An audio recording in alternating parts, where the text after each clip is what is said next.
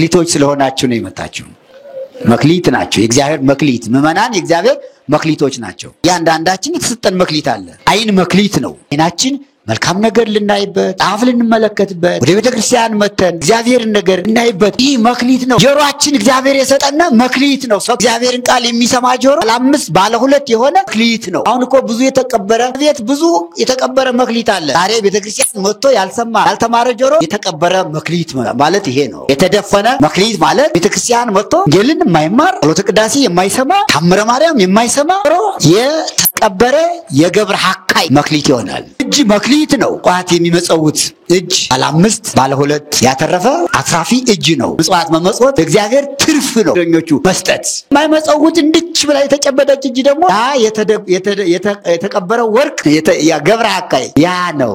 ብዙ የተቀበረ እጅ አለ። ምጽዋት የማይሰጥ ንፉግ የማይመጸውት እጅ ገብረ ሐካይ ይባላል። የተደፈነ ወርቅ ነው። የሚመጸውት እጅ ግን ገብር ሄር ገብር ምእመን አንተ ደግ የታመንክ አገልጋይ ብዙ እሾምሃለሁ ና ወደ ጌታ ደስታ ግባ። እግራችንም እንዲሁ መክሊት ነው። ቤተክርስቲያን የመጣ የገሰገሰ እግር ያተረፈ መክሊት ነው። ቆሞ ያስቀደሰ እግር ያተረፈ መክሊት ነው። የቆየ ከቤት ያለ እግር የተደፈነ ወርቅ እዚያው ቆሞ እዚያው አልጋ ላይ ገብረ ሐካይ ቀብሮ ያስቀመጠው ወርቅ ማለት ወደ ቤተክርስቲያን የማይመጣ እግር ነው። መክሊት እግሩን የደፈነ ካለ አንተ ሰነፍ ወደ ቤተክርስቲያን እግርህን ይዘህ የማትመጣ አንቺ ሰነፍ እግርሽን የቀበርሽ እግርህን የቀበርክ እኔ የሰጠሁን መክሊት ይላል። ይሄ መክሊት ነው። ከራስ ፀጉር እግር ጥፍር ድረስ ያለው አካላችን ከእግዚአብሔር የተቀበልነው መክሊት ነው።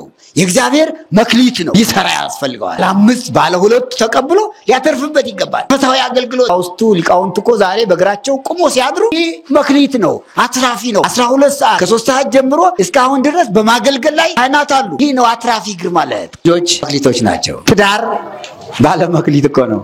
እና ሚስት ተጋብተው ልጅ የማይወልዱ ከሆነ እኒ መክሊት የቀበሩ ይባላሉ። ምክንያቱም 5 ልጆች 2 ልጆች የወለዱ ሰዎች በመክሊቱ አትርፈውበታል ማለት ነው። አንዱ ምን መክሊት ሰጥቶታል? ሚስት መክሊት ሰጥቶታል። ሴቷ ምን መክሊት ሰጥቷታል? ባል መክሊት ሰጥቷታል። 2 ልጆች ተወልደው እነዚህ መክሊቶች ጌታ ሲመጣ እነሆ ጌታዬ አንዱን ዲያቆን አድርጌዋለሁ፣ አንዱን ቄስ አድርጌዋለሁ። አንተ 5 ልጆች ሰጥተኸኝ ነበር፣ እነሆ 5 አትርፌልሃለሁ። አንተን የሚያገለግል ልጅ፣ አንተን የሚወድስ ልጅ፣ አንተን የሚቀድስ ልጅ ይሄው ካህን ልጅ አውጥቼልሃለሁ።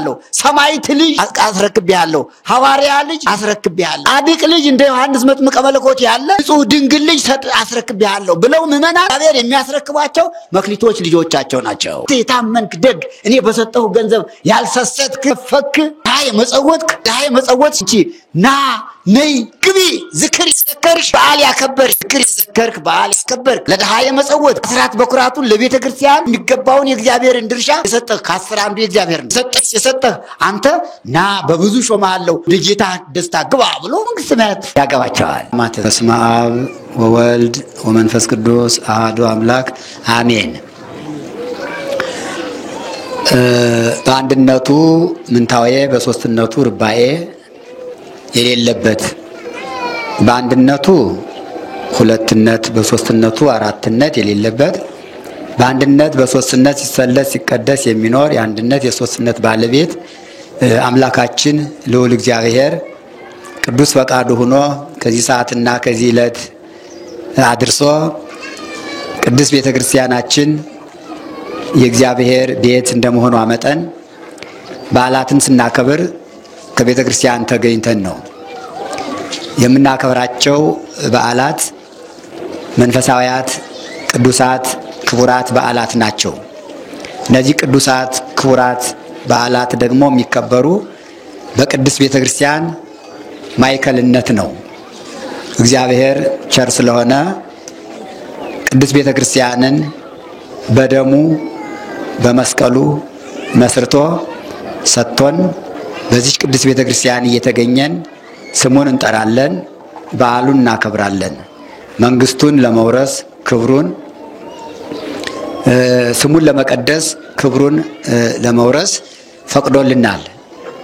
ቅዱስ ፈቃዱን ስለሰጠን ሰንበተ ክርስቲያን ምክንያት አድርገን እንድንሰበሰብ እንድንገኝ ስለፈቀደልን ስሙ ለዘላለም የተመሰገነ ይሁን።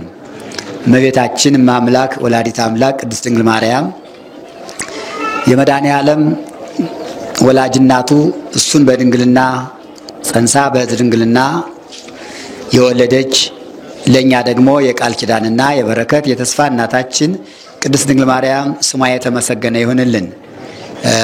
የተከበራችሁና የተወደዳችሁ እግዚአብሔር የሚወዳችሁ እግዚአብሔርን የምትወዱ እናንተም እርስ በርሳችሁ የምትዋደዱ የእግዚአብሔር ክቡር መክሊቶች ሊቃውንተ ቤተ ክርስቲያን፣ ቀሳውስት፣ ዲያቆናት፣ ምእመናንና ምእመናት ሕፃናትም ጭምር በየስማችሁና በየማዕረጋችሁ በየጾታችሁ አንድ አምላክ በሚሆን በአብ በወልድ በመንፈስ ቅዱስ ስም እንደምን አደራችሁ?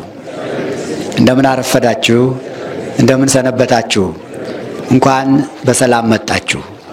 አሜን። በሰላም አሳድሮ በሰላም ጨለማውን በብርሃን ገልጦ ሰንበተ ክርስቲያንን ምክንያት በማድረግ ወደ ቅድስት ቤተ ክርስቲያን ዓይናችን አብርቶ እግራችን አበርትቶ ወደዚህ ያመጣን አሁንም እንድንገኝ ያደረገን አምላካችን ስሙ የተመሰገነ ይሁን። አሜን። ዛሬ ገብርኄር የሚባለው የሰንበት መለያ በዓል ነው።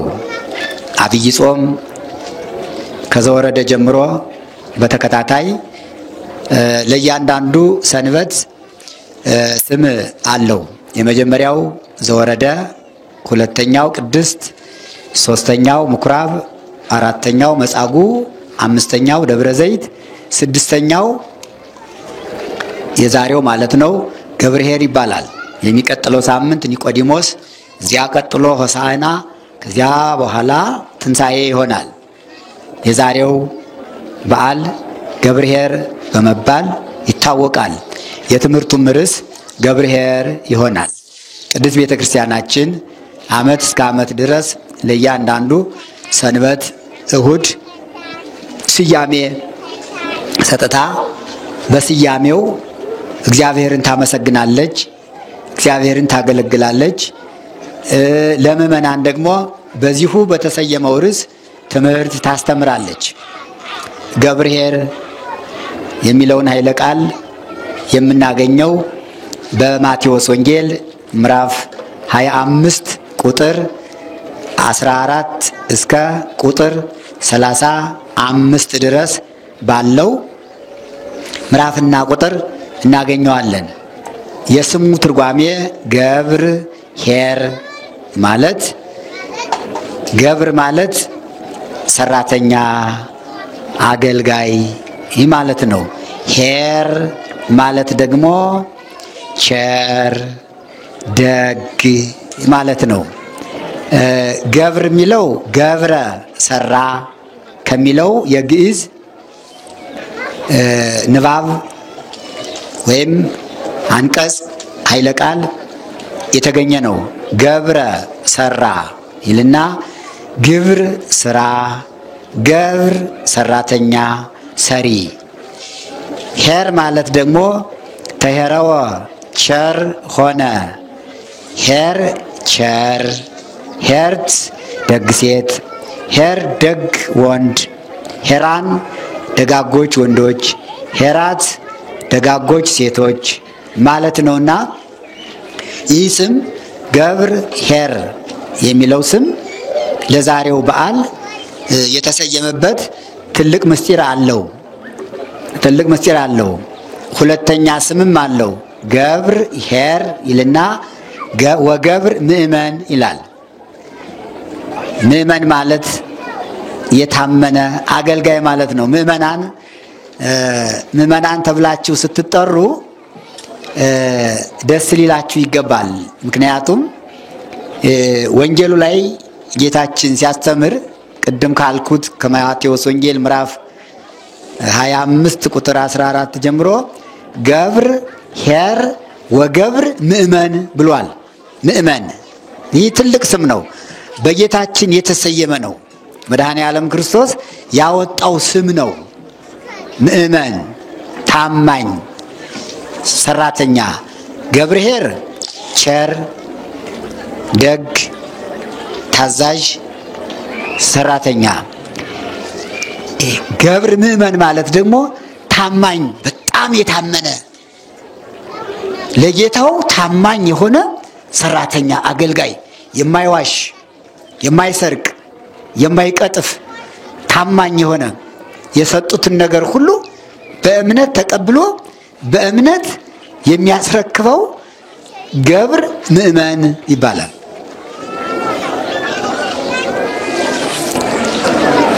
የገብር ኄርና የገብር ምእመን ትምህርት ወይም አስተምሮ ምሳሌያዊ አስተምህሮ ነው። ጌታችን መድኃኒታችን መድኃኔ ዓለም ክርስቶስ ወደዚህ ዓለም መጥቶ ከቅድስት ድንግል ማርያም ተወልዶ 33 ዓመት ከ3 ወር በዚህ ዓለም ኑሯል። ከ33 ከ3 ወር ዓመታት የመጨረሻው 3 ዓመት ከ3 ወር የአስተምሮ ዘመን ነው። ቅዱስ ወንጌሉን እየተመላለሰ 3 ዓመት ከ3 ወር አስተምሯል። ከትምህርቱ ጋር ደግሞ ተአምራት እያደረገ ድውይ እየፈወሰ ጋኔን እያወጣ ህብስት እያበረከተ እያበላ ሙታንን እያስነሳ ተአምራት እያደረገ 3 ዓመት ከ3 ወር በኢየሩሳሌም በቅድስት ሀገር ቅዱስ ወንጌሉን አስተምሯል። ወንጌሉን ሲያስተምር በምሳሌ ነው። ነገር በምሳሌ፣ ድጓ በሐሌ፣ ጠጅ በብርሌ የሚባል ብሂለ አበው አለ። የአበው አባባል ማለት ነው። ሁሉም የሚያምርበት ስላለው ማለት ነው። ድጓ የሚባለው የቅዱስ ያሬድ የዜማ ድርሰት ትምህርት ሲሆን ድጓ የሚጀምረው ሃሌሉያ ብሎ ነው የሚጀምር። ሃሌሉያ ማለት ሃሌ ማለት ቅድመ ዓለም የነበረ፣ ሉያ ማለት ዓለምን አሳልፎ የሚኖር እግዚአብሔር ማለት ነው እና የድጓው መዝሙር የሚጀምረው በሃሌሉያ ነው። ነገር ደግሞ የሚጀመር በምሳሌ ነው። አንድ ነገር ሲነገር ለሰው እንዲገባና የሚነገረው ሰው ነገሩ በስነ ስርዓት ከልቡ እንዲረዳ እንዲገባው በምሳሌ ይነገራል። ነገር በምሳሌ ይባላል። ጠጅ በብርሌ ይባላል። ጠጅ ደግሞ እንደሚታወቀው መልኩ አበባ ይመስላል። ማዕሩን ነው የሚመስለው፣ ወይባ ይመስላል እና ጠጅ በብርሌ በጠርሙስ ሲቀዳ እንደሚታወቀው የብርሌ መልኩ ነጭ ነው። ሙሉ ነጭም ባይሆን ራሱን የመሰለ ውሃ መልክ አለው። ከውሃ ጋር ይመሳሰላል ብርሌው። ጠጁ በዚያ ሲቀዳ ጠጁና ብርሌው አንድ ተመሳስለው የጠጁን መልክ ብርሌው ይወርሳል። ስለዚህ ጠጅነቱ የሚታወቅ በደንብ በብርሌ ሲቀዳ ነው። በኩባያ በዋንጫ ሲቀዳ ሲጠጡት ማጣፈጡ ነው የሚታወቅ እንጂ መልኩ አይታይም። ስለዚህ ከመጠጣቱ በፊት ጠጅነቱ የሚታወቀው በብርሌ ሲቀዳ፣ በብርሌ ሲንቆረቆር ንጹህ ጠጅ መሆኑ ይታወቅና ሰዎች ይሄ ጠጅ ነው ብለው ጠጅነቱን ይረዳሉ። ለዚህ ነው አበው ሲናገሩ ጠጅ በብርሌ ድጓ በሐሌ ነገር በምሳሌ ያምራል ይላሉና አምላካችን መድኃኒታችን መድኃኔ ዓለም ክርስቶስ ቅዱስ ወንጌሉን ያስተማረው በምሳሌ ነው ለማለት ነው። በምሳሌ ነው ያስተማረው። ያለ ምሳሌ አስተምሯል። ብዙውን ግን በምሳሌ ነው ያስተማረው።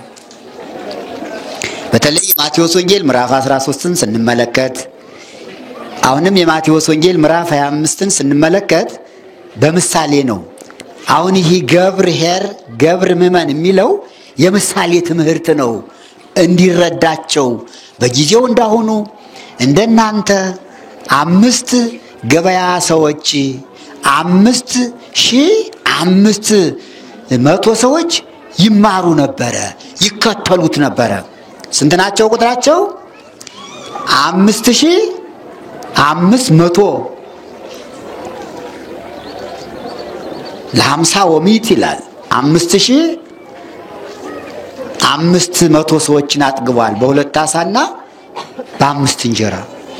እነዚህ ሰዎች እሱን ሲከተሉ በሁለት ነገር ነው ይላል። አንዱ የሚከተሉበት ምክንያት በረከተ ህብስት አበርክቶ ስለሚያበላ የተራቡት አብረው ከሱ ጋር ውለው ለመመገብ ለመብላት፣ ሌሎቹ ትምህርቱን ለመስማት፣ ሶስተኛው ክፍል መልኩን ለማየት፣ አራተኛው ክፍል ወንጌልን ለማድነቅ፣ አምስተኛው ክፍል ደግሞ ቀናተኛ ክፍል የአይሁድ ክፍል ወንጌልን ለመንቀፍ። እንደዚህ ሆነው 5 ገበያ ሰዎች ይከተሉት ነበርና ሲያስተምራቸው በምሳሌ ነው እንዲገባቸው። ይህ ትምህርት ገብር ምእመን የሚለው ትምህርት የምሳሌ ትምህርት ነው። እንዲህ ይላል ማቴዎስ ወንጌል ምዕራፍ 25 ቁጥር 14 ላይ እስመ ከመ ብእሲ ዘይነግድ ወፀዋ አግብርቲሁ ወሃቦሙ ዋዮ ይትገበሩ ቦቱ። ምሳሌ መስሎ አስተማራቸው። ምን ብሎ መሰላቸው?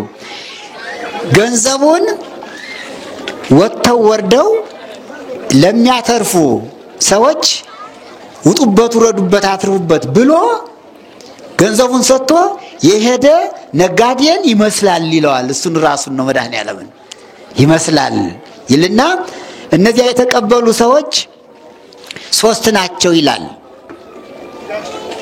ቦለ ዘውሃቦ 5 መክሊተ፣ ለአንዱ 5 መክሊት ሰጠው። ለአንዱ ወቦለ ዘውሃቦ 2 መክሊተ፣ ለሁለተኛው 2 መክሊት ሰጠው። ወቦ ለዘውሃቦ 1 መክሊተ፣ ለአንዱ 1 መክሊት ሰጠው። ሰዎች ስንት ናቸው? 3 ናቸው። መክሊቶቹ ደግሞ ለአንዱ 5፣ ለአንዱ 2፣ ለአንዱ 1 ሰጣቸው። መክሊት ማለት ገንዘብ ማለት ነው። መክሊት ማለት ወርቅ ብር ማለት ነው። ሰጥቷቸው ሄደ። ከሄደ በኋላ ወሆረ ዘሐምሰ መካልየ ነሳ፣ 5 መክሊት የተቀበለው ሄደ። ወነገደ ነገደ ወረባሃ ካልአተ ሐምሰ መካልየ፣ 5 ነበር የተቀበለ ሂዶ ወጥቶ ወርዶ 5 አተረፈ። ስንት ይሆናል? 10። ወዘሂ ክልኤተ ካልአየ መካልየ ነሳ፣ 2 መክሊት የተቀበለውም ሄደ። ወረባሃ ካልአተ ክልኤተ መካልየ፣ 2 መክሊት አተረፈ። ስንት አደረገ? 4።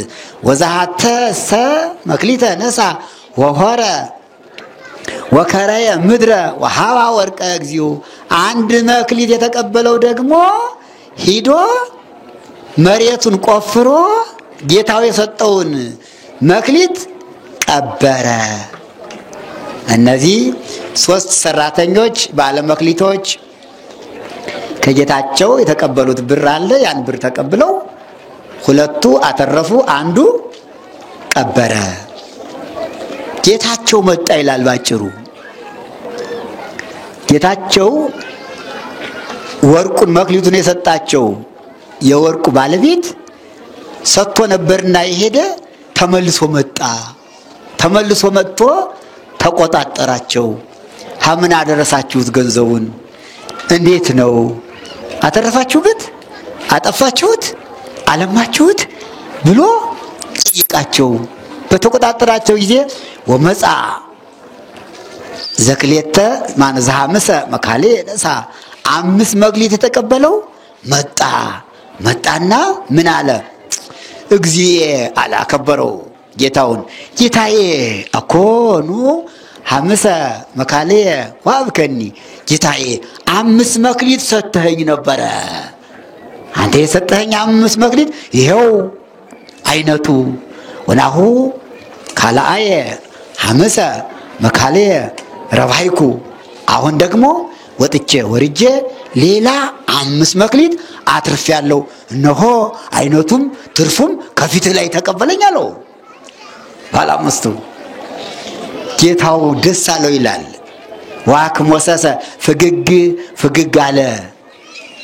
ገብርኄር እዚህ ነው የሚመጣ ምእመናን። ይህ ስም ዝም ብሎ የተገኘ አይደለም። በዚህ ጊዜ ነው የሚጀምር። ቁጥር 28 ላይ ምን አለው? ኦ ገብርኄር፣ አንተ ቸር ሰራተኛ ደግ አገልጋይ፣ ወገብር ምእመን፣ ሁለተኛ ስም ጨመረለት። አንተ የታመንክ ታማኝ አገልጋይ፣ 2 ስም አወጣለት። አንዱን ምን አለው? አንደኛው ስሙ ማን ነው? ገብርኄር። ሁለተኛው ስሙ ገብር ምእመን። ወይ መታደል!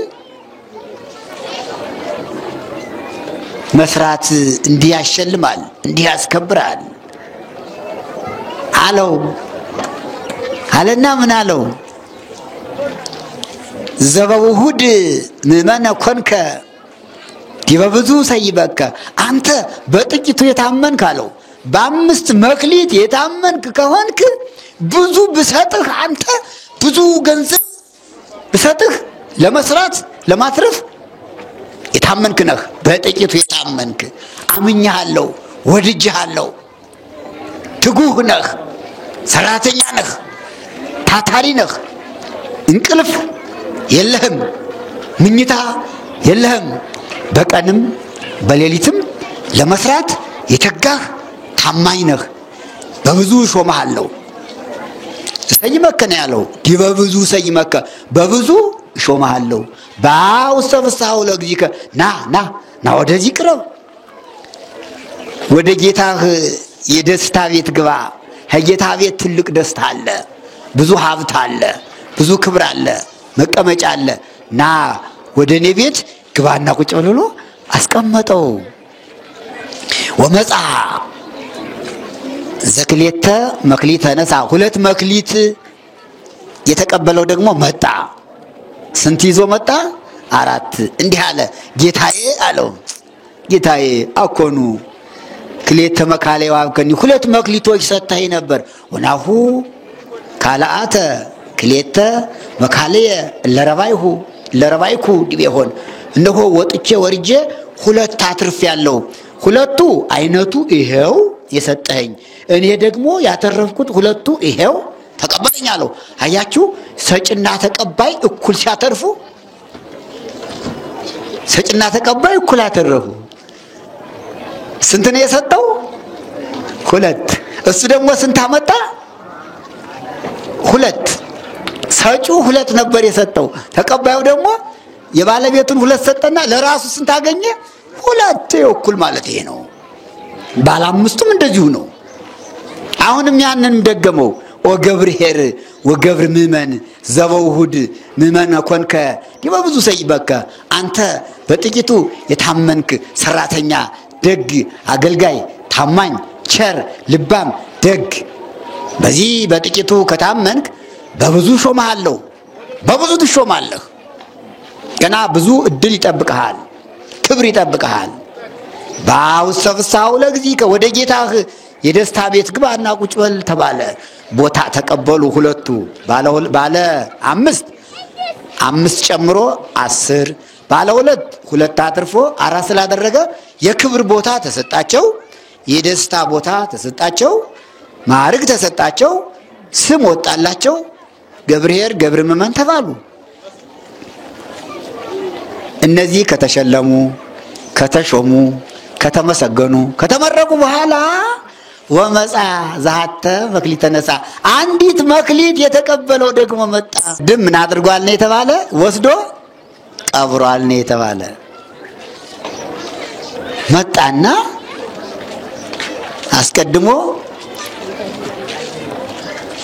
ሐሳቡን ሲገልጥ በቁጣና በስድብ ጀመረው። ይሄው ገንዘብህ አንድ መክሊት ሰጥተኝ ነበር፣ ይሄው አንድ መክሊት ተቀበል። ፈርቻለሁ፣ ጨካኝ ነህ፣ ትቀማኛለህ፣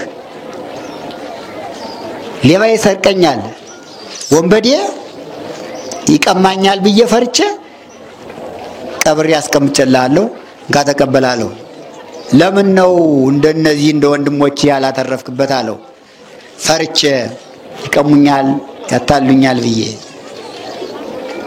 በዚያውም ላይ አንተ ጨካኝ ነህ፣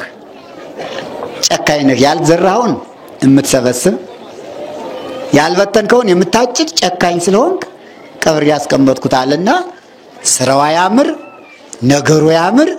አያችሁ በብሩ አላተረፈ። እንደው አንዳንድ ጊዜ እኮ ምን ይላሉ አንዳንድ ሰዎች አፍ ያለው ያግባሽ ገንዘብ ያለው ያግባሽ ይሉ የለ። አፍም ጥሩ ነው። ይሄ ገብረ ሐካይ ይባላል። ሶስተኛው አፉ የሚናገረው ያላማረ በገንዘቡ ያላወቀ እንቅልፋም ጊዜውን በእንቅልፍ የሚያሳልፍ ገበሬ ሆኖ አያርስ፣ ነጋዴ ሆኖ አያተርፍ፣ ተማሪ ሆኖ አይማር፣ እንደው ዝም ብሎ ጊዜውን በከንቱ የሚያሳልፍ ነውና አፉን አሹሎ አንተኮ ትቀማለህ አለና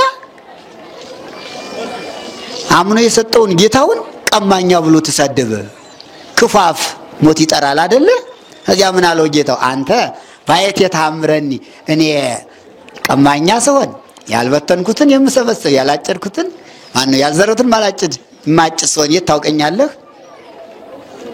ምን አለ ወጥተህ ወርደህ እንደነሱ ብታተርፍ ነበር አለና በሉ የዚህን ገንዘብ ተቀበሉና ለባለ አምስቱ ጨምሩለት። ላለው ይሰጡታል፣ የሌለውን ግን ያለውን ቀምተው ያሰናብቱታል። ይህን ሳይት እናድርሰው ስም ላውጣለት አለ። ስሙን ሲጠራው ምን አለው? ገብር ሐካይ። እስቲ በሉ ሐካይ ማለት ሐከየ ሰነፈ ማለት ነው። እንደ ቅድሙ እንደነዚያ ገብር ሄር ማለት ቸር፣ ምእመን ማለት የታመነ እንደሆነ። ይሄ ደግሞ ገብር ማለት ስራው ስሙ ያው ነው፣ ገብር ነው፣ ሰራተኛ ነው። ስሙ ግን ቅጥሉ ማን ተባለ? ሐካይ ማለት ምን አለው? ሰነፍ ማለት ነው። ሰነፍ እንቅልፋም፣ ሐካይ ሰነፍ። ገብር እኩይ ወሐካይ ብሎታል። እኩይ ደግሞ ክፉ ጠማማ፣ ልቡ የተጣመመ፣ አፉ የተጣመመ። ምክንያቱም አፉ የተጣመመ ማለት ቀና ነገር የማይናገር ሰው ሁሉ አፈ ጠማማ ነው የሚባል ምእመናን ነው። ከአንደበቱ ለስላሳ ነገር የማይናገር አፉ ምን ይባላል? እሾህ። ከአንደበቱ የጣፈጠ ነገር የማይናገር ምን ይባላል? መራራ፣ ኮሶ። ይሄ የክፉዎች ስም ነው። ጌታው ነው ያወጣለት። አንተ ሰነፍ ክፉ፣ ለምንድን ነው እንደዚህ የምታደርግ? ብትሰራ ጥሩ ነበር። ውሰዱና ከእስር ቤት አስገቡት አለ። ጨለማ ካለበት ወስዳችሁ አስገቡት ከባለ ጨለማ ገባ። እንግዲህ እነዚህ ሶስቱ ሰራተኞች ምሳሌ ሆነው የቀረቡ ናቸው። ቅድም እንዳልኩት ቅዱስ ወንጌሉን ሲያስተምር ሶስት ሰዎችን ምሳሌ አድርጎ፣ ሶስት ሰራተኞችን ምሳሌ አድርጎ ሁለቱን ትጉሆች፣ አንዱን ሰነፍ፣ ሁለቱ የተሸለሙ የተመሰገኑ ስም ይወጣላቸው፣ አንዱ ደግሞ ክፉ ስም ይወጣለት የተረገመ ከጨለማ ውስጥ የታሰረ ነው። አዎ እንግዲህ ጌታችን መድኃኒታችን መድኃኔዓለም ክርስቶስ ወደዚህ ዓለም የመጣ ሰውን ለማዳን ነው።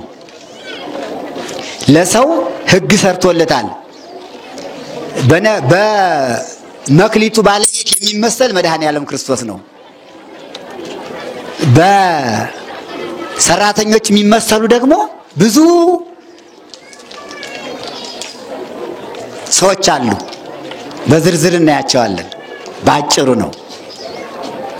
መክሊቱም አንዱ 5 አንዱ 2 አንዱ 1 ተቀብለዋልና እነዚህ መክሊቶች ደግሞ ምሳሌ አሏቸው። የነጋዴዎች አለቃ የተባለ ወደ ሩቅ ሀገር ሄደ የተባለ መድኃኔዓለም ነው። የዛሬ ሳምንት ስለ ምጽአት ነበረ ደብረ ዘይትን ያሰብነው አይደለ? ይመጣል ብለን ነበር ያሰብነው። እስከሚመጣ ድረስ ሂዷል። አሁን ወደ ሰማይ አድርጓል።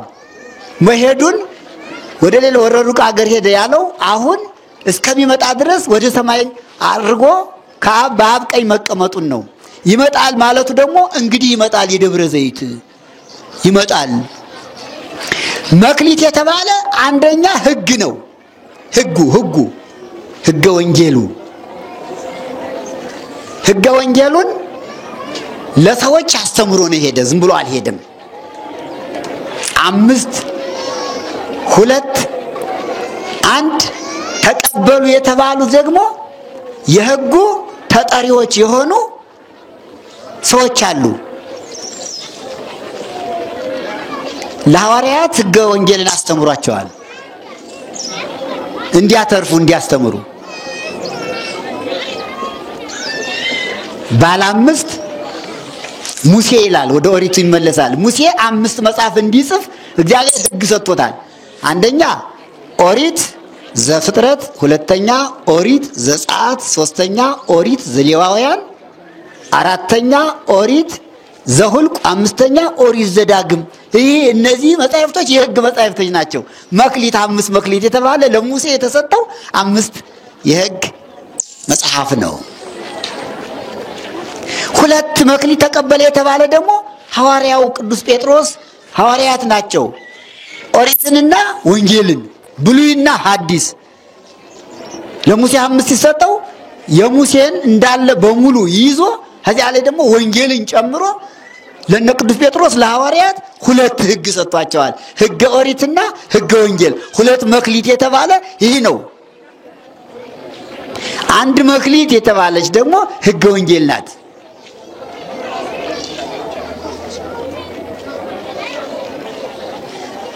ይህን ሰጥቷቸው ሄደ ይላል። ይህን ሕግ የሚገርመው ነገር ሙሴ አስተምሯል። 40 ዘመን ለእስራኤል ሕገ ኦሪትን አስተምሮ አትርፏል። በሚገባ እንዲገረዙ አድርጓል። መና ከደመና እያወረደ ኤርትራን ከፍሎ ሕጉን 40 ዘመን አስተምሮ ከተመረቁት አንዱ 5 አድርጎ ጨምሮ ያተረፈው ሊቀ ነቢያት ሙሴ ነው። ወደ ወንጌሉ ስንመጣ ደግሞ ባለ 5 እና ባለ 2 ሁለቱንም የያዘ ማን ነው? ጴጥሮስ። ሐዋርያት ናቸው። 5 አትርፈዋል። ወንጌልን ዙራችሁ አስተምሩ ብሎ መክሊት ሰጥቷቸዋል። እናንተ በዓለም ሄዳችሁ አስተምሩ፣ ስታስተምሩ አጥምቋቸው በአብ በወልድ መንፈስ ቅዱስ ስም። ከዛሬ ጀምሮ አሳ አጥማጆች አትሆኑም፣ ሰውን እንድታጠምዱ አደርጋለሁ። ወንጌልን እንደ መረብ፣ ይህን ዓለም እንደ ባህር፣ ሰውን እንደ አሳ አድርጌ ፈቅጄላችኋለሁ። ሰብስቡ፣ አትርፉ፣ ውጡ፣ ውረዱ አላቸውና አባቶቻችን ቅዱሳን ሐዋርያት ወንጌልን ብሉይና አዲስን አስተምረው ያጠመቋቸው ሰዎች ብዙዎች ናቸው። በፍጹም አቆጣጠር 5 አተረፉ፣ 2 አተረፉ ተብለዋል። እነዚህ ቅዱሳን አባቶቻችን ሐዋርያት ምዕመናንን አጥምቀዋል፣ አስተምረዋል፣ አቁርበዋል፣ አሳምነዋል፣ ለንስሐ አብቅተዋል። ባለ 5 ሊቀ ጳጳስ ይለዋል። ባለ 5 ሊቀ ጳጳስ ቅዱስ ጴጥሮስን እንውሰደው። 5 ተቀብሏል። 5 አለው እሱ። አንደኛ ምን ያደርጋል መሰላችሁ? ሊቀ ጳጳስ አይደለ? ያስተምራል፣ ያጠምቃል፣ ያቆርባል። ስንት ቆጠርኩ? 3። ቀሳውስትን ይሾማል። ስንት ቆጠርኩ? ዲያቆናትን ይሾማል። ስንት ቆጠርኩ? ባለ 5 ማለት ይሄ ነው። መክሊት የተባለ ስልጣነ ክህነት ነው። በሁለተኛ ደረጃ ቅድም ሕግ ነው ብያለሁ። አሁን ደግሞ ስልጣን መክሊት የተባለ ንጹሕ ወርቅ የተባለ ክህነት ነው። በክህነቱ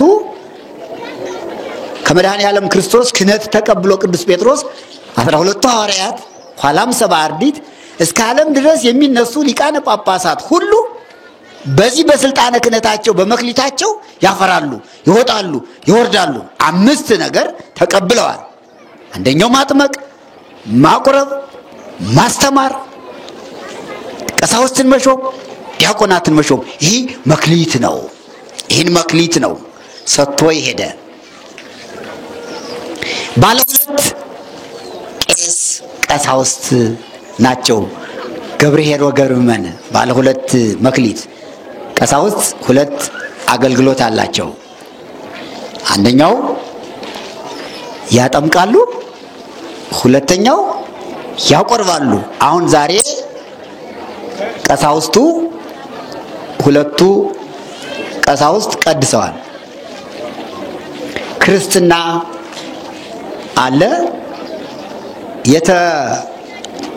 የተጠመቁትን ሕፃናት በእጃቸው አጥምቀዋል። አንደኛ መጀመሪያ አጠመቁ፣ ገብተው ቀደሱና ምናሉ ደግሞ አቆረቡ። 2 መክሊት የተባለ ክህነታቸው ነው። በክህነታቸው 2 አተረፉ ማለት አንደኛ አጠመቁበት፣ ሁለተኛ አቆረቡበት። 2 መክሊት የተባሉ የእናንተ ንስሐ አባቶቻችሁ ቀሳውስት ናቸው። ትርፉ ብዙ ነው። ልጆቻቸው ንስሐ ልጆቻቸው በስልጣነ ክህነታቸው በመክሊቱ የሚያተርፋቸው ወርቆች፣ እንቆች፣ ገንዘቦች ናቸው። ሌላው ባላንድ የተባሉ ዲያቆናት ናቸው። ዲያቆን ስልጣነ ክህነቱ ዲቁና ነው፣ አገልግሎት ነው። ወደ ቅስና እስኪሄድ ድረስ የሚያገለግል በዲቁና ነው። አያጠምቅም፣ ደሙን ያቀብላል። አንድ የዲያቆኑ አገልግሎት ምንድነው? ደሙን ያቀብላል። እቺ አንዲት መክሊት ለሱ ተሰጥተዋለች። ክብሩ ናት። በክፉ አይመሰልም። በሐዋርያት ሲመሰል ያላስተማረ ይሁዳ ነው መክሊቱን የቀበረው። ሕገ ወንጌልን ሳያስተምር ፈጣሪውን ሽጦ በረከትን ክብርን ያጣው ይሁዳ ነው የመጀመሪያው ማለት ነው። ሌሎቹ ባለ 5 ባለ 2 ሐዋርያት ናቸው። መምህራን ከሁለቱም አሉ። ሀብት ተሰጥቷቸዋል የማስተማር። ካስተማሩ ብዙ ያፈራሉ። ባለ 5 ባለ 2 ብዙዎች ሊቃውንት የተማሩትን ትምህርት አስተምረው ራሳቸውን አስመስለው አሳክለው ይተካሉ። ሊቃውንት ሲያልፉ ሊቃውንት ይተካሉ። መምህራን ሲሞቱ መምህራን ይተካሉ። እነዚህ መክሊቶች ናቸው። መክሊቱ ትምህርቱ ነው። እግዚአብሔር የሰጣቸው። እግዚአብሔር ከሰጣቸው ወለባለ እንዲሁ ስንመለስ ሁሉም ከዚያ ይገባል። በስንፍና የሚሄድ ሁሉ ማለት ነው። ትንቢት መክሊት ይባላል። ለነቢያት መክሊታቸው ትንቢታቸው ነው። ትንቢት ተናግረዋል። መላእክት መክሊት ተሰጥቷቸዋል። የመላእክት መክሊታቸው ቅዳሴያቸው ነው።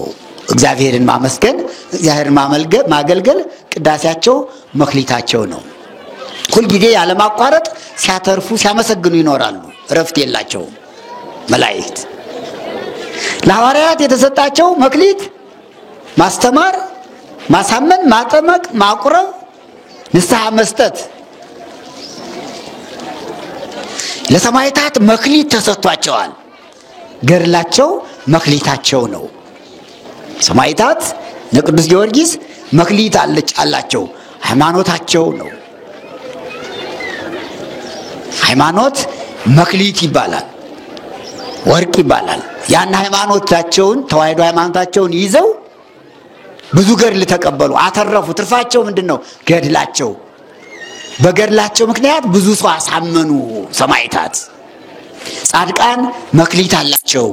መክሊታቸው ጾማቸው፣ ጸሎታቸው፣ ህርመታቸው፣ ከሰው ተለይተው ከበዓት ተከተው በጾም በጸሎት መኖራቸው፣ ምናኔያቸው፣ ቢቱናቸው፣ ምንኩስናቸው መክሊታቸው ነው። ሁሉም መክሊት አለው። ባለ መክሊት ነው። ለጻድቃን የተሰጠ መክሊት አለ። ለሰማዕታት የተሰጠ መክሊት አለ። ለሐዋርያት የተሰጠ መክሊት አለ። ለምእመናን የተሰጠ መክሊት አለ። የምእመናን መክሊት አለ። ሁሉም እያንዳንዱ በእጁ መክሊት አለው። አሁን እዚህ ሁላችሁ መጣችኋል። መክሊቶች ስለሆናችሁ ነው የመጣችሁ። መክሊት ናቸው፣ የእግዚአብሔር መክሊት። ምእመናን የእግዚአብሔር መክሊቶች ናቸው። ወደ ህይወታችን ወደ አእምሮአችን ስንመልሰው ደግሞ እያንዳንዳችን የተሰጠን መክሊት አለ። አይን መክሊት ነው። አይን መክሊት ነው። ወርቅ ነው አይን። እግዚአብሔር ለኛ የአይን መክሊት ሰጥቶናል። ምን ልናደርግበት? ልናተርፍበት። ምንድነው የምናተርፍ? በአይናችን መልካም ነገር ልናይበት፣ መጽሐፍ ልንመለከትበት፣ ወደ ቤተ ክርስቲያን መተን እግዚአብሔርን ነገር ልናይበት። ይህ መክሊት ነው። አሁን እናንተ አትርፋችኋል። ዛሬ እዚህ መጣችሁት። አይናችሁ የእግዚአብሔርን መልክ አይቷል። ስዕሉን አይታችኋል። ይህ መክሊት ነው፣ ትርፍ ነው። ጆሮአችን እግዚአብሔር የሰጠን መክሊት ነው። ሰጥቷቸው ሄደ። በተፈጥሮ የሰጠን መክሊት ማለት ነው። የእግዚአብሔርን ቃል የሚሰማ ጆሮ ባለ 5 ባለ 2 የሆነ መክሊት ነው።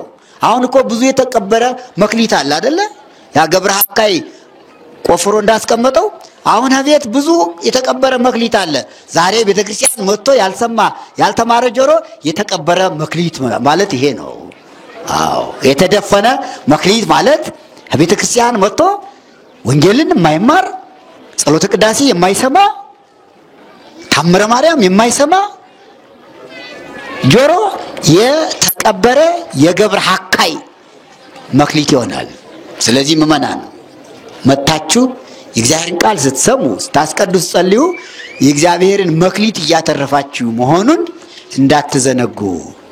እጅ መክሊት ነው። እግዚአብሔር የሰጠነ መክሊት ነው። ምጽዋት የሚመጸውት እጅ ባለ 5 ባለ 2 ያተረፈ አትራፊ እጅ ነው። ምጽዋት የሚመጸውት ምጽዋት መመጽወት ይሄ ለእግዚአብሔር ትርፍ ነው። ለችግረኞቹ መስጠት። የማይመጸውት እንድች ብላ የተጨበጠች እጅ ደግሞ ያ የተቀበረው ወርቅ ያ ገብረ ሐካይ ያ ነው። ብዙ የተቀበረ እጅ አለ ምጽዋት የማይሰጥ ንፉግ። እንደውም አንተ ሰነፍ ክፉ አይደል ያለው ያን ሰነፍ የማይመጸውት እጅ ገብረ ሐካይ ይባላል። የተደፈነ ወርቅ ነው። የሚመጸውት እጅ ግን ገብር ኄር ወገብር ምእመን፣ አንተ ደግ የታመንክ አገልጋይ በብዙ እሾምሃለሁ፣ ና ወደ ጌታ ደስታ ግባ። መንግስተ ሰማያት ናት የጌታ ደስታ ቤት ግባ ብሎ ቤት ያላት መንግስተ ሰማያት ናት። ሙታን በሚነሱበት ጊዜ ጻድቃን ወደ የት ነው የሚገቡ? ወደ መንግስተ ሰማያት። እግራችንም እንዲሁ መክሊት ነው። እግዚአብሔር የሰጠን መክሊት ነው። ወደ ቤተ ክርስቲያን የመጣ የገሰገሰ እግር ያተረፈ መክሊት ነው። ቁሞ ያስቀደሰ እግር ያተረፈ መክሊት ነው። ከቤት የቆየ ከቤት ያለ እግር የተደፈነ ወርቅ እዚያው ቁሞ እዚያው አልጋ ላይ ገብረ ሐካይ ቀብሮ ያስቀመጠው ወርቅ ማለት ወደ ቤተ ክርስቲያን የማይመጣ እግር ነው። አዲያ እግር መክሊት እግሩን የደፈነ ካለ አንተ ሰነፍ፣ ወደ ቤተ ክርስቲያን እግርህን ይዘህ የማትመጣ አንቺ ሰነፍ፣ እግርሽን የቀበርሽ እግርህን የቀበርክ እኔ የሰጠሁን መክሊት ይላል። ይሄ መክሊት ነው። ሁሉ ከራስ ፀጉር እግር ጥፍር ድረስ ያለው አካላችን ከእግዚአብሔር የተቀበልነው መክሊት ነው። የእግዚአብሔር መክሊት ነው። አዲያ ይህ መክሊት ሊሰራ ያስፈልገዋል። ባለ 5 ባለ 2 ተቀብሎ ሊያተርፍበት ይገባል። መንፈሳዊ አገልግሎት እግራቸው ቀሳውስቱ ሊቃውንቱ እኮ ዛሬ በእግራቸው ቁሞ ሲያድሩ ይሄ መክሊት ነው፣ አትራፊ ነው። 12 ሰዓት 3 ሰዓት ነው የተደወለ። ከ3 ሰዓት ጀምሮ እስካሁን ድረስ በማገልገል ላይ ካህናት አሉ። ይሄ ነው አትራፊ እግር ማለት ከመክሊት ማለት። ጳጳሳቱ ክህነቱን ሲሰጡ ሲያጠቅሙ ሲያስተምሩ ሲያቆርቡ፣ ቀሳውስቱ ሲያጠምቁ ሲያቆርቡ፣ ዲያቆናቱ ሲያገለግሉ፣ ምእመናኑ ምጽዋት ሲመጸውቱ ሲያስቀድሱ፣ ይህ ባለ 5ና ባለ 2 መክሊት አትራፊ ኑ ና ወደ ጌታ ቤት ግባ የተባሉ እነዚህ ናቸው። ልጆችም መክሊቶች ናቸው። ምእመናን ለምእመናን የተሰጠ መክሊት አለ። እነዚህ ልጆች መክሊቶች ናቸው፣ የእግዚአብሔር መክሊቶች ናቸው። ትዳር ባለ መክሊት እኮ ነው። ባልና ሚስት ተጋብተው ልጅ የማይወልዱ ከሆነ እኒህ መክሊት የቀበሩ ይባላሉ። ምክንያቱም 5 ልጆች 2 ልጆች የወለዱ ሰዎች በመክሊቱ አትርፈውበታል ማለት ነው። ይህ ሲባል ግን እነሱ ራሳቸው አንወልድም ብለው በፈቃዳቸው ካስቀሩት ነው እንጂ በእግዚአብሔር ፈቃድ ባይወልዱ አያስጠይቃቸውም። እግዚአብሔር ሰጥቷል አይደል? ለወንድ ሚስት ሰጥቷል፣ ለሚስት ባል ሰጥቷል አይደል? ሰጥቶ ሄደ ነው የሚለው። መክሊት ማለት ይሄ እኮ ነው። ለወንዱ ምን መክሊት ሰጥቶታል? ሚስት መክሊት ሰጥቶታል። ለሴቷ ምን መክሊት ሰጥቷታል? ባል መክሊት ሰጥቷታል። ይሄ መክሊት ተተርፎበታል ወይ ነው? ልጆች ተወልደዋል ወይ ነው?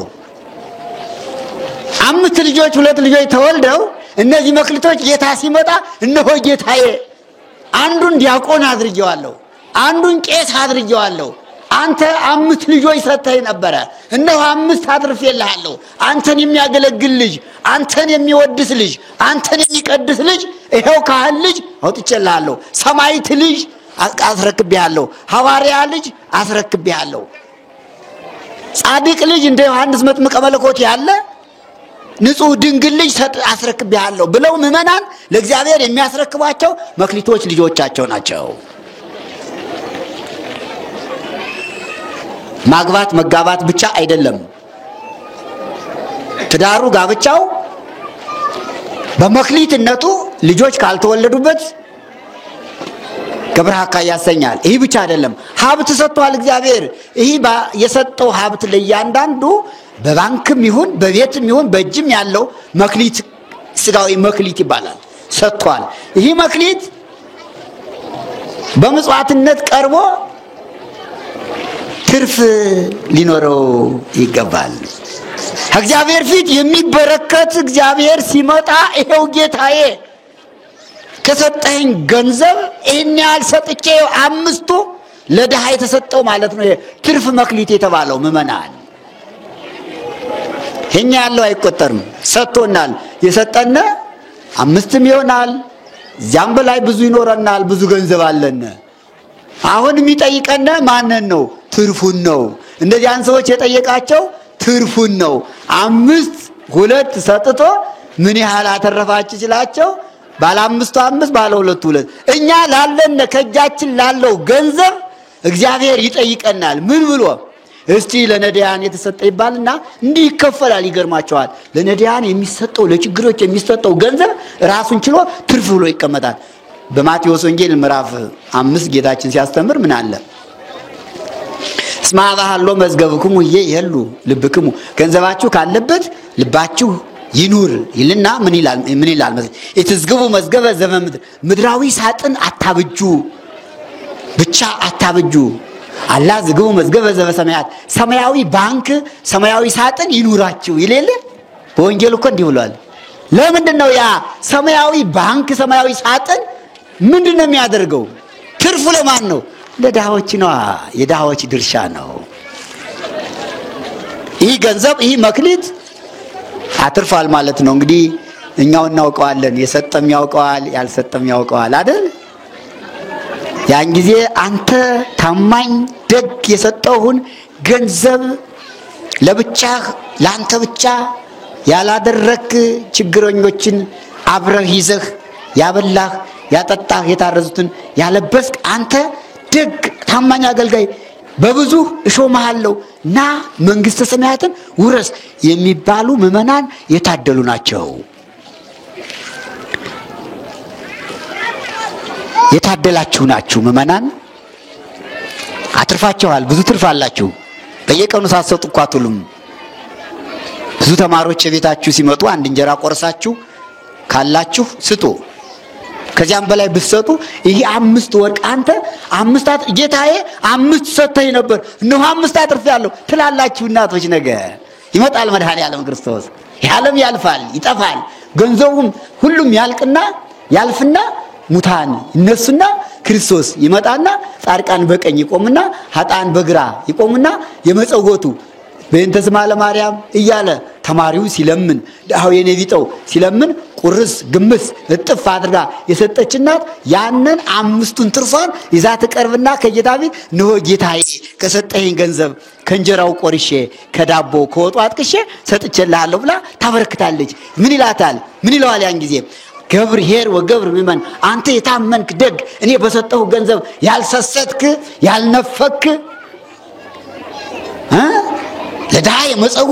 ለዳይ መጸወትሽ አንቺ ና ነይ ግቢ ዝክር ይዘከርሽ በዓል ያከበርሽ ዝክር ይዘከርክ በዓል ያከበርክ ለዳይ መጸወትክ አስራት በኩራቱን ለቤተ ክርስቲያን የሚገባውን የእግዚአብሔርን ድርሻ የሰጠህ ከ10 አንዱ የእግዚአብሔር ነው የሰጠህ አንተ ና በብዙ ሾማለሁ ወደ ጌታ ደስታ ግባ ብሎ ወደ መንግስተ ሰማያት ያገባቸዋል። መክሊቱ ይሄ ነው ምእመናን። ከጃችን አላሁን መክሊት ያላዘ የለም፣ ገንዘብ የሌለው የለም፣ ሀብት የሌለው የለም፣ ልጅ የሌለውም የለም። መክሊቱ ብዙ ነው። ብዙ መክሊት ነው ያለ የሰጠነ ብዙ መክሊት ነው ያለ። እንዲህ አድርጎ ኋላ በመንግስተ ሰማያት ለመምህራን ለጳጳሳት ለቀሳውስት ለዲያቆናት ለጻድቃን ለሰማዕታት ለደናግል ለመነኮሳት ለነቢያት ለሐዋርያት ለጻድቃን ለሰማዕታት ለምእመናት የሚሰጠው ክብር ነው። ይሄ መክሊት የተባለው ያደራ ገንዘብ መንግስተ ሰማያት ናት። በዚህ ጻድቃን ተመስለው ገብርኄር ወገብር ምእመን ተብለዋል ሲባሉም ይኖራሉ። ጌታቸውን ደጅ የሚጠኑ ሰራተኞች ትጉሆች ናቸው ይላል። ብፁዓን እሙንቱ አግብርት ለይጸንሁ እግዚኦሙ እስከ ያቱ እስከ እንከብካብ ጌታቸው እስኪመጣ ድረስ ጌታቸውን የሚጠብቁ ሰራተኞች የታመኑ ናቸው ይላል። ያልታመነና ሰነፍ ግን በዓለማችንም በስጋዊው እንደምታውቁት ከመሸለም ይልቅ እንደምታውቁት በሙስና ተዘፍቆ ተጠርጥሮ ከተገኘ በዲሲፕሊን የሚባል ይባረራል። የመልቀቂያ ደብዳቤ ይጻፍበታል። ከማንኛውም መስሪያ ቤት እንዳይቀጠር ታሪኩ ይበላሽበታል። እስር ቤት ይገባል። ታማኝ ያልሆነ ምንድነው ያልኳችሁ? መጨረሻ ላይ ምንድነው ያለው? ይህንን ሰነፍና ክፉ ሰራተኛ ወስዳችሁ ከምን ሰሩት ነው ያለ? ከጨለማ ቤት። ይህ አሁን በዓለማችን የሚደረገው ማለት ነው። ያልታመነ ሰራተኛ መታመን ያስፈልጋል። ታማኝ መሆን ለእግዚአብሔርም ታማኝ መሆን ለሰውም ታማኝ መሆን ያስፈልጋል። አንድ ሰው እኮ ለሰው ታማኝ ካልሆነ ለእግዚአብሔርም ታማኝ አይደለም ማለት ነው። ታማኝ አይደለም። ምክንያቱም እግዚአብሔር ነው አትስረቅም ያለ እግዚአብሔር ነው። ሁሉንም ያለ እሱ ስለሆነ ወደኛ ስናመጣው ከኛ ከመምህራን ጀምሮ ተምሮ የማያስተምር መምህር ገብረ አካይ ይባላል። ወርቁን የቀበረ ማለት የእግዚአብሔርን ቃል የማያስተምር እሱ ማን ይባላል? አንተ ገብር እንቅልፋም ማታስተምር። መክሊቱ የእግዚአብሔር ቃል ነው ብያቸዋለሁ። ጳጳስ ሆኖ ክህነት የማይሰጡ የማያስተምሩ የማያቆርቡ ከሆነ አንተ መክሊቱን ክህነቱን ቀብረሃል። ቄስም ቢሆን በተሰጠው ስልጣነ ክህነት ምእመናንን ልጆቹን በደንብ ተንከባክቦ እየመከረ እያስተማረ ለንስሐ አብቅቶ ለስጋው ለደሙ የሚያበቃ ገብርኄር ገብር ምእመን ይባላል። ይህን የማያደርግ ከሆነ ገብረ አካይ አንተ ሰነፍ ይወቀሳል። ሁላችንም ምእመናንም ቅድም እንዳልኩት ወቀሳ አለ። ባጭሩ ቅድም እንዳልኩት ጌታችን መድኃኔዓለም ክርስቶስ በምሳሌ እንዲህ አድርጎ አስተምሯል። መክሊቱ ቃል እግዚአብሔር ነው። መክሊቱ ስልጣነ ክህነት ነው። መክሊቱ የምእመናን ናቸው። ይህንን ሁሉ እንድንሰራበት፣ እንድናገለግልበት፣ እንድንጠቀምበት እሱን በባለ ሀብት እኛን በሰራተኛ ሕጉን ቃል እግዚአብሔሩን ስልጣነ ክህነቱን በመክሊት መስሎ ያስተማረበት የትምህርት አንቀጽ ዛሬ በዚች ቀን በስድስተኛው እሁድ አብይ ጾም በተጀመረ በስድስተኛው እሁድ ገብርኄር ወገብረ ምእመን በመባል ይታወቃል። ለዚህ ያደረሰን አምላክ ስሙ ለዘላለም የተመሰገነ ይሁን። ምእመናን እንግዲህ እኛ ገብርኄር ገብረ ምእመን እንድንባል የተሰጠነን አደራችንና መክሊታችን በአግባቡ እንጠቀምበት። ምጽዋት እንመጹት፣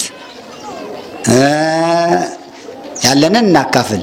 በተለይ ስማችን ኄር እንዲባል ቸር የታመነ እንድንባል ያኛው ክፉ ሰነፍ ተብሏልና ክፉዎች ሰነፎች እንዳንባል ክፉዎች እንዳንባል ሩሩዎች እንሁን፣ ሰነፎች እንዳንባል ትጉሆች እንሁን። አዲያ ለማስቀደስ ትጉ ሰራተኛ ወደ ቤተክርስቲያን የሚመጣ ማን አለ? ቀደም ብሎ ለማስቀደስ ይሄ እኮ ነው አንተ ትጉህ ሰራተኛ ያለው። ቅዳሴ ሳይገቡብኝ ብሎ ቶሎ የሚመጣው ይሄ ነው።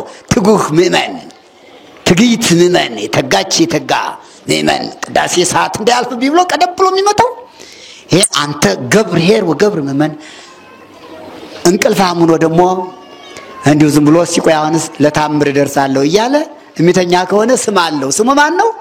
ገብር። እስቲ በሉ ገብር ሐካይ። አንተ ሰነፍ ሰራተኛ እንወቀዛለን።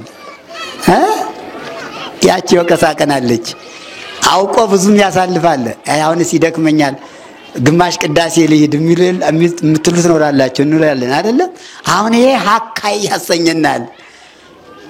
አይ ቅዳሴ ሳይገቡ ከቅዳሴ በፊት ስብከተ ወንጌል አለ፣ እዚህ ሀጂ እግዚአብሔርን ቃል ልማር ብሎ ተክቶ የሚመጣ ደግሞ ማን ይባላል? ገብርኄር ገብረ ምእመን። ይሄ ነው ስማችን። የትኛውን ስም ነው የምትመርጡ? ገብርኄርን ነው ወይስ ገብረ ሐካይን? ገብርኄርን ነው። እንግዲህ የዛሬው በዓል ገብርኄር ገብረ ምእመን የተባሉ ቅዱሳን አባቶቻችን ነቢያትና ሐዋርያት፣ ጻድቃን፣ ሰማዕታት፣ ደናግል፣ መነኮሳት፣ ደጋጉ ምእመናንና ምእመናት ናቸውና የነሱን ስም እንድንወርስ እኛም መልካም ስራ እንስራ። ወደ ጌታቸው ቤት ወደ መንግስተ ሰማያት እንደሚገቡ ተፈቅዷል። እኛም መልካም ስራ ሰርተን ወደ መንግስተ ሰማያት እንድንገባ የአምላካችን ቅዱስ ፈቃዱ ይሁንልን። ገብርኄር ወገብረ ምእመን ዘበውድ መነኮንከ። አንተ በጥቂቱ የታመንክ ደግ አገልጋይ በብዙ ሾመሃለሁ፣ ወደ ጌታህ የደስታ ቤት ግባ። ይህን ያሰማና አምላካችን ስሙ የተመሰገነ ይሁን። ወደ ደስታ ግባ ያለሱ ነውና ደስታ ወደምናደርግባት ወደ መንግስተ ሰማያት እንድንገባ ቅዱስ ፈቃዱ ይሁንልን። ወስብሐት ለእግዚአብሔር አነሳስቶ ላስጀመረን አስጀምሮ ላስፈጸመን ለልዑል እግዚአብሔር ክብር ምስጋና ይድረሰው። ገብርኄር ወገብረ ምእመን የማቴዎስ ወንጌል ምዕራፍ 25 ቁጥር 14 እስከ ቁጥር 31 ድረስ የተነበበው ወንጌል ነው። በየቤታችን ሰላም ይቆየን፣ መክሊቱን ለማትረፍ ያብቃን። እግዚአብሔር ከሁላችን ጋር ይሁን። በርከክ እንበል። ሰላም ለኪን ዘንሰግድ ለኪ ማሪናው የተማጸን ይሁንና ስመሬ ማማል አመቱን አሁን እዚህ ሰው ወገብረ ይላል አያላን ምናክቱ ዘሩስ ከላለም ሰላም ለኪን በል። ሰላም ለኪ ማሪናው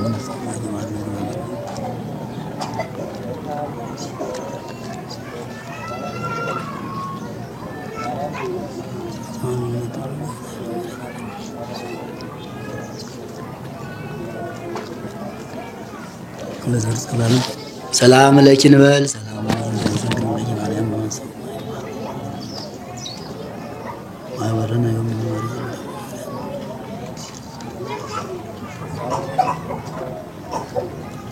ገብረ ሚካኤል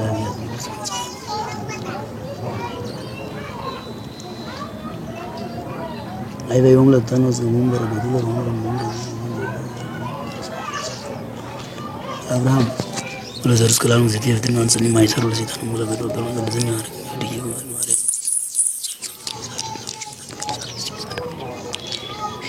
تنازل يقول نزل نجيم زل جبريل نزل قال كما يجرو يراز يسجل قال نزل قال كما سجل له يوحنس وكرس طنا قالوا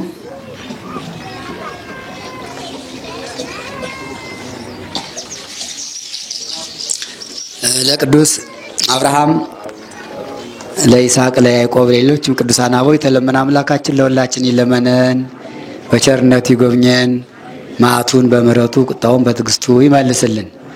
አሁን የጸለይነው ጸሎተ ማርያም ሰላም ለኪ 3 ጊዜ ደገምነው።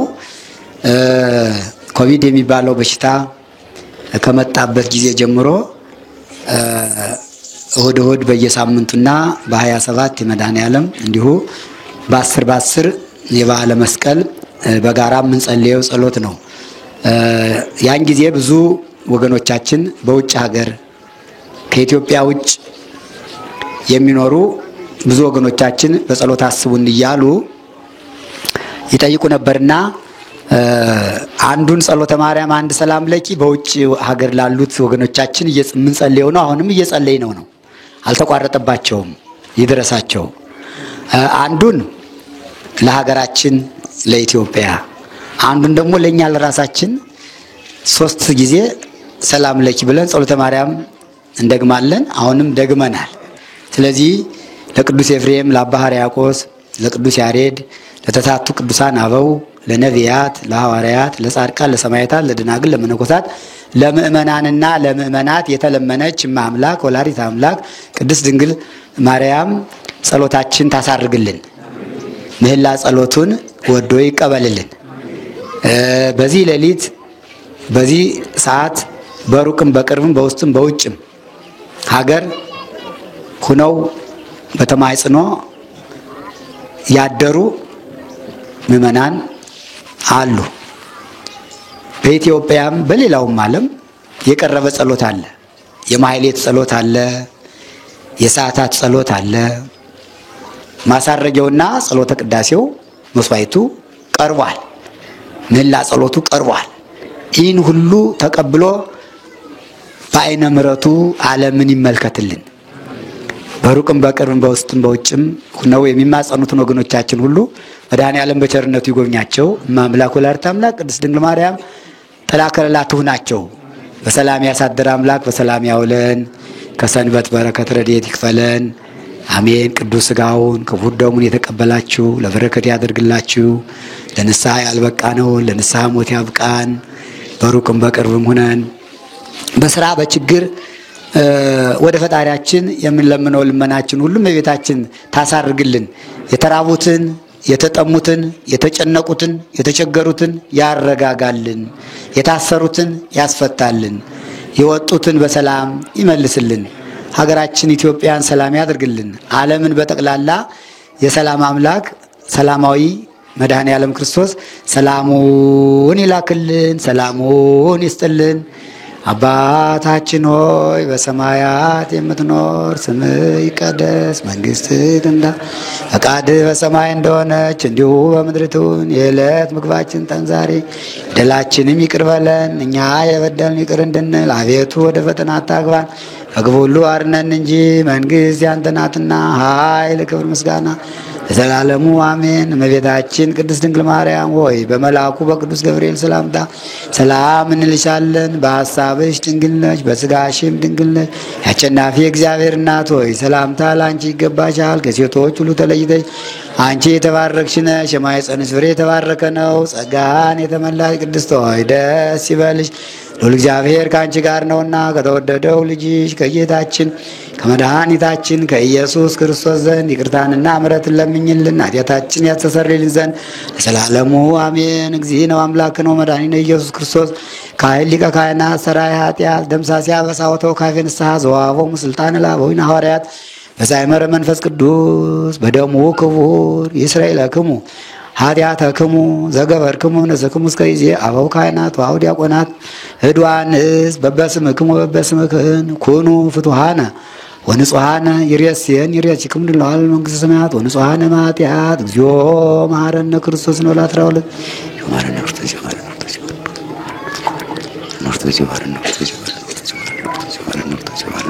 ማረነ ክርስቶስ ከማሁ በእንተ እግዝእትነ ማርያም ማረነ ክርስቶስ እንበል 12 ጊዜ ወንድስ ነው አረማር